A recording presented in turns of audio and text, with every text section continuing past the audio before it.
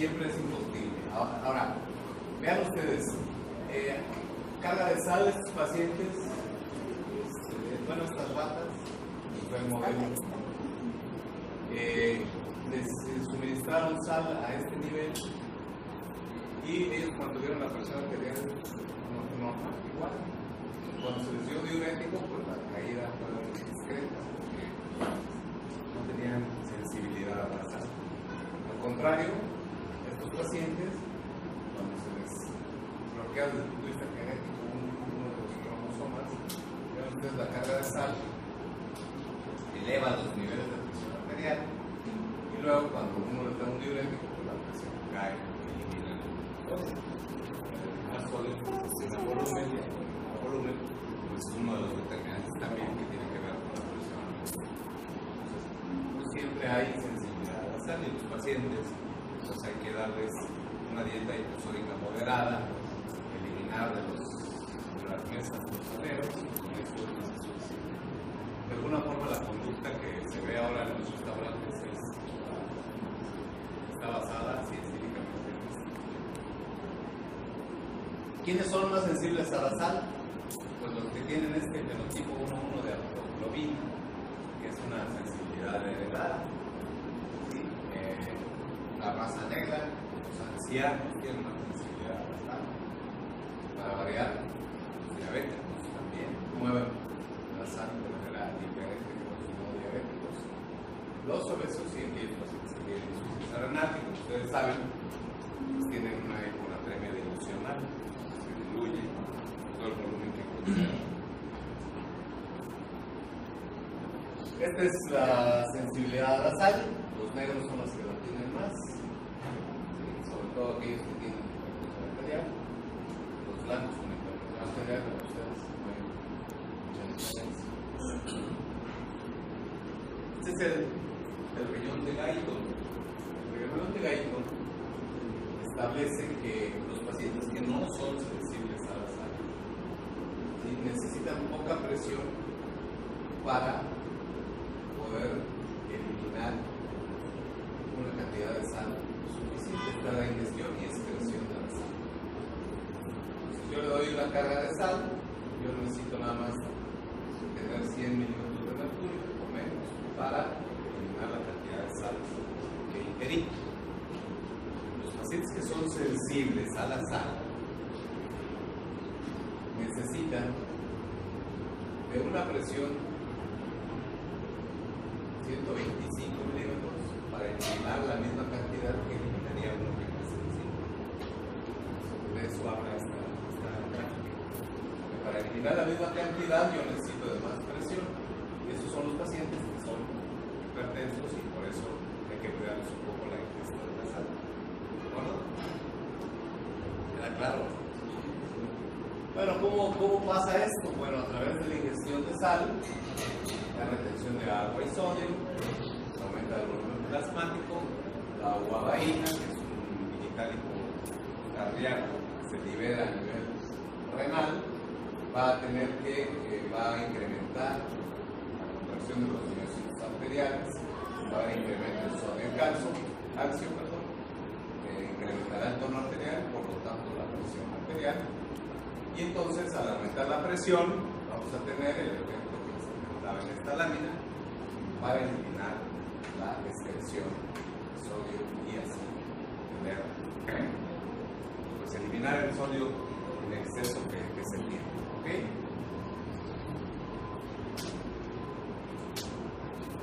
También tiene que ver la modulación de la ingestión del incremento de sodio. Esto también tiene que ver con las presiones del túbulo del sodio, la arteriola eferente y la arteriola aferente. ¿Sí? Las células justaglomerulares generalmente tienen disminución del lado oeste, va a haber vasodilatación. Esto es en un paciente que modula adecuadamente la sal. No habrá incremento de la renina. ¿Sí? ¿Por qué? Porque puede hacerlo con la misma presión según les mostré aquí. Cuando hay sensibilidad, ¿qué pasa? Hay incremento de la renina, hay incremento de la angiotensina, incremento de la testosterona, se requiere sol. Y entonces necesita haber un incremento de presión para eliminar el sol. Así es como funciona. Habrá tanto incremento de la presión tanto en la arteriola deferente como en la arteriola aferente. Y bueno, siempre participa este eje, que es fundamental en la cardiología de hoy, el eje de adenina, angiotensina, aldosterona, que ya lo habíamos realizado previamente, y que se lo recuerdo. En la angiotensina 2 va a estimular su receptor y que puede incrementar los niveles de presión. Generalmente hay una hiperestimulación o sobreestimulación del eje de adenina, angiotensina, aldosterona en los pacientes hipertensos. Por eso, los inhibidores de la enzima convertidora de angiotensina y los ARA2 han pasado a formar parte fundamental del tratamiento de los pacientes que tienen hipertensión arterial. De hecho, así lo recomiendan las guías, ahora vamos a ver las guías nuevas.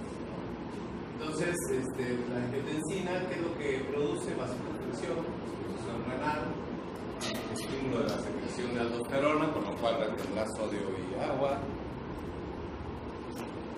y va a incrementar la estimulación simpática, adrenalina, noradrenalina, incremento del tono simpático y por lo tanto tendremos hipertensión arterial, además de que también estimula la sed, efecto de insógeno. Y hace todos estos elementos, ¿no?, que generalmente pues, produce especies de retinos de oxígeno que van a oxidar las células, etc. Regulación de flujo locales, expresión de genes de crecimiento. Esto aplica muy bien para la ley de Laplace, que disminuye el estrés cuando aumenta el grosor del cuerpo, que nunca supieron contestar.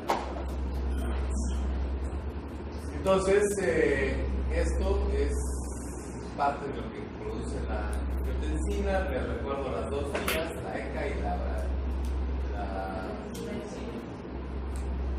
bradicinina.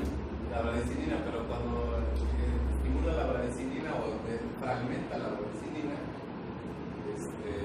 se llama quilinasa.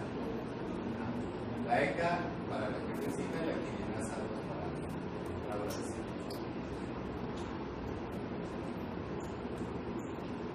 Bueno, vean ustedes la adrenalina, cómo se incrementa en los pacientes hipertensos, a diferencia de los no hipertensos, porque hay estimulación también del sistema nervioso simpático, y eso es muy importante. ¿Qué define por qué hay hipertensión arterial? Habíamos dicho que el 95% de los casos más se deben a una condición esencial y solo hay entre un 3 y un 5% de problemas secundarios, como son estenosis de las arterias renales, como sería osteoporosis, hipertiroidismo, etcétera, que sea secundario. Entonces, el ambiente hostil, amenazante o frustrante, séptimo semestre, va a actuar sobre la personalidad. Personalidades tipo A, la personalidad que es cálculo 10, cuadrado, les importa más la calificación que aprender. Realmente eso hace a veces las diferencias. Pues, mucha gente tiene un 10 y no sabe nada, y a veces tiene un 6 y sabe. Eso al final el paciente se los va a decir. Esto va a ir bajando, este estrés psicosocial va a ir bajando hacia la reacción neuropulmonar. Y esa reacción pues, va a aumentar el simpático y va justamente a elevar la presión arterial, ¿sí? Porque el simpático pues, va a pelear para el volar. Eso es el estrés agudo. El estrés agudo, pues lo que eleva son catecolaminas, que era el examen, son las adrenalinas, las noradrenalinas que están arriba. Y el estrés crónico, pues es cuando llevamos por la cuarta unidad, todavía claro el asunto, pues cortisol, esteroides sexuales son las que prevalecen a través de la cronicidad de esto. ¿Y qué pasa con las resistencias periféricas, que es uno de los elementos determinantes de la El gasto cardíaco, conforme pasa la edad, va disminuyendo. Y las resistencias, conforme pasa la edad, van aumentando, se van endureciendo los vasos, por lo que ya habíamos platicado. Por lo tanto, la presión arterial irá hacia arriba. Y el espesor parietal, es decir, el grosor de los vasos, también se va a ir incrementando conforme pasa la edad. Por lo tanto, la presión es igual al gasto cardíaco por resistencia estabilizadas. Estas son las determinantes. ¿Se acuerdan? Bueno, el estrés oscilatorio también existe.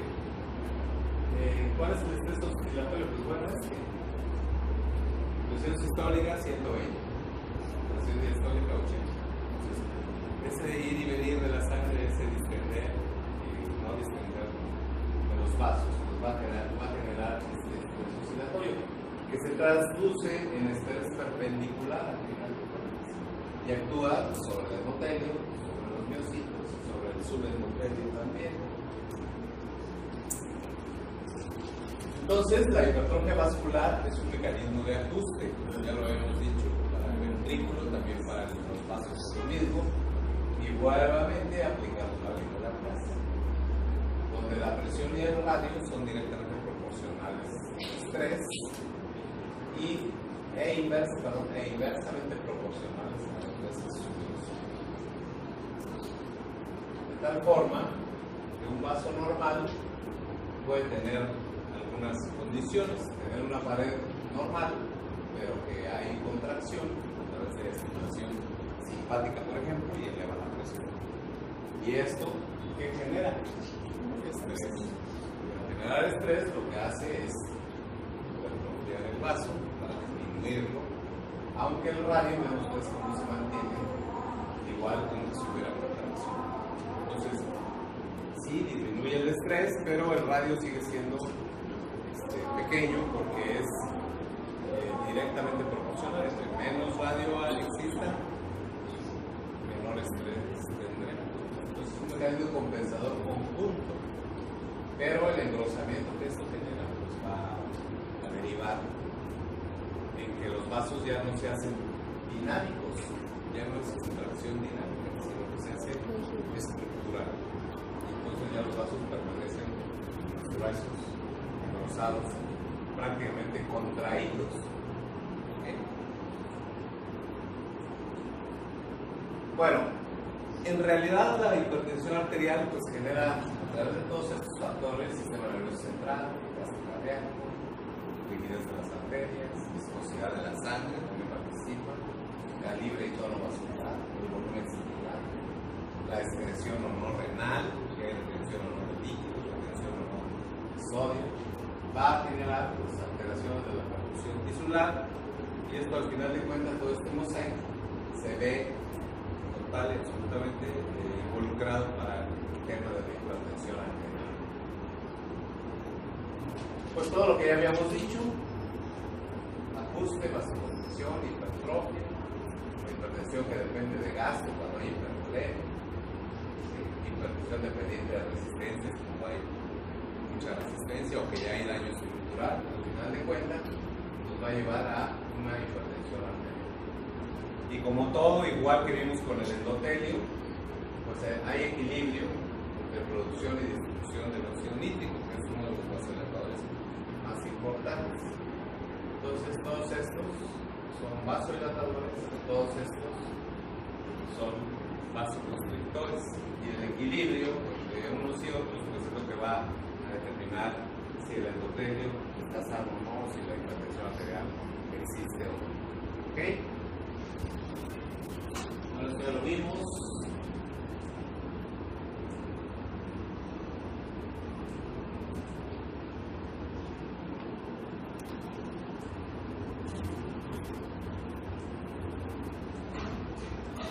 Bueno, ¿qué le vamos a hacer al paciente hipertenso? Pues la anamnesis de siempre, ¿no? Todo. Hay que preguntar si tiene hipertensión, si tiene diabetes, glucemia.